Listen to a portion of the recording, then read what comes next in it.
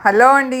ఈరోజు చాలా అత్యంత పోషక విలువలున్న ఆకుకూరతోటి మంచి పచ్చడి. చాలా టేస్టీగా ఉండే పచ్చడి. విటమిన్ ఏ, సి, ఐరన్ అన్నీ ఉంటాయి దీనిలో సమృద్ధిగా. చాలా బావుంటదండి ఇది. టేస్ట్ అంతే బావుంటది. హెల్త్‌కి కూడా మంచిది. దీన్ని చక్రవర్తి కూర అంటారు. విటమిన్ ఏ, సి, ఐరన్ ఉంటాయని చెప్పాను. దాంతో పాటు మీకు రక్తశుద్ధి చేసే గుణం ఉంటది దీనిలో. మన జీర్ణక్రియ వ్యవస్థని మెరుగుపరుస్తుంది. తర్వాత పైల్స్ లాంటివి ఉంటే భలే తగ్గుతాయంట. నాకైతే తేడా తెలిసింది. ఈ ఆకుకూర తిన్నప్పుడు మంచి హెల్తీగా అనిపించి చాలా విషయాల్లో నాకు చాలా తేడా తెలిసిందండి. కంటి చూపు మెరుగుపరచడం ఇవన్నీ అన్ని ఆకుకూరలో లాగానే. కొంచెం ప్యాన్‌లో ఆయిల్ ఏసి బాగా కడిగేసి ఆకుని ఇలా ఏసి మగ్గబెట్టుకోండి. మీరు ఏదైనా సరే మీకు ఇంకా డౌట్స్ ఉంటే మీరు చక్కగా గూగుల్‌లో కొట్టి చూడండి. కొంచెం ఉప్పు, ఒక 2 టమాటాలు, కొంచెం పసుపు ఇదేసి మూత పెట్టేయండి. అసలు ఒరిజినల్‌గా ఆకు కూడా అండి కొంచెం తీపిదనము, కమ్మదనం ఉంటది.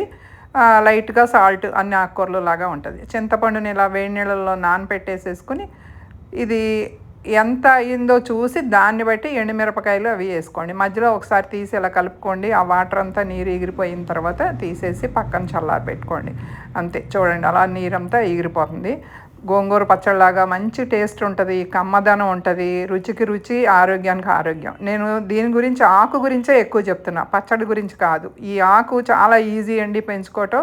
ఎక్కడైనా సరే మీరు ఒక్కసారి ఏసుకున్నారంటే మీ గార్డెన్‌లో గానీ, టెర్రస్ మీద గానీ చక్కగా వస్తాయి. దీనికి ఎండుమిరపకాయలు, పచ్చిమిరపకాయలు నేను 2 రకాలు వాడుతున్నాను. చూస్తున్నారు కదా! అందుకే నేను ఆకు గురించే మీకు ఎక్కువ చెప్తున్నా. ఎందుకంటే దీంతో నేను చాలా వీడియోలు చేశాను గానీ, ఆకు యొక్క గొప్పతనం తెలిసినప్పుడే మీరు దాన్ని పెంచుకుని ఇంట్లో వాడుకుంటారు. కంపల్సరీ మెంతులేసుకోండి. ఏ పచ్చడికైనా రోటి పచ్చళ్ళకి, ఫ్రెష్‌గా ఉండే పచ్చళ్ళకి గానీ, నిలవ పచ్చళ్ళకి గానీ మెంతులు మంచి సువాసన రుచికి రుచి ఉంటది. మెంతులు కొంచెం ఏగిన తర్వాత ధనియాలు, నువ్వులు ఏసుకోండి. ఇవి ఎక్కువసేపు ఏగవసరం లేదు. పెద్ద సగ మాత్రం పెట్టొద్దు. ధనియాలు చేదొచ్చేస్తాయి. అలాగే నువ్వులు కూడా చేదుగా అయిపోతాయి. అలా చక్కగా దోరగా, ఎర్రగా ఏయించుకోవాలి. మంచి సువాసన వచ్చే వరకు ఏయించుకోండి. అప్పుడు మీ పచ్చడి రుచిగా ఉంటది. ఇవన్నీ గ్రైండర్‌లో ఏసేసి మిక్సీలో కొంచెం జీలకర్ర మాత్రం వేసుకోవాలి కంపల్సరీ. ఇందాక జీలకర్రను మనం వేయించలేదు. వేయించకుండా పచ్చి జీలకర్ర వేసేయండి. ఒకసారి మిక్సీ ఆడిచ్చిన తర్వాత కొంచెం సేపు నలిగిన తర్వాత అప్పుడు వెల్లుల్లిపాయలు, ఈ నానబెట్టుకున్న చింతపండు మీ రుచిని బట్టి వేసుకోండి. కొంచెం పడుతుందండి పులుపు. ఎందుకంటే ఆకులో పులుపుదనం ఉండదు కదా! అందుకు. అదంతా మెత్తగా మిక్సీ చేసుకున్న తర్వాత అప్పుడు ఈ ఆకేసిన తర్వాత ఎక్కువసేపు తిప్పొద్దండి. పల్స్‌లో పెట్టి తిప్పుకోండి అంతే.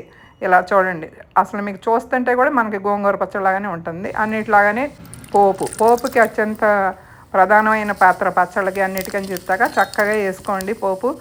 ఇది చక్కగా ఏగిపోయిన తర్వాత మీకు కావాలంటే ఇంగువ వేసుకోండి. లేకపోతే లేదు. ఇంగువ వేసుకుంటేనే కొన్ని పచ్చళ్ళు రుచిగా ఉంటాయి.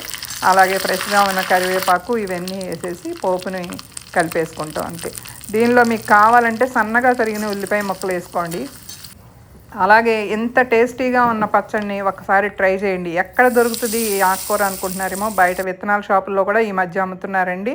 ఈ టెర్రస్ గార్డెన్ గ్రూపులు ఉన్న వాళ్ళందరి దగ్గర ఈ విత్తనాలు ఉంటాయి. మీరు ఎవరి దగ్గరైనా సేకరించవచ్చు. ఈ ఉల్లిపాయలు కలుపుకోవటం వలన కొంచెం క్రంచీగా ఉండి చక్కగా కరకరలాడతా మొక్క తర్వాత పచ్చడంతా గోంగూర పచ్చడిలాగా ఉంటుంది. ఎక్కువ తినడానికి కూడా అవకాశం ఉంటుంది. ఎంత కూర కోస్తే ఎంత అయిందో చూసారా? మీకు కూడా ఈ వీడియో నచ్చింది అనుకున్నాను. నచ్చితే లైక్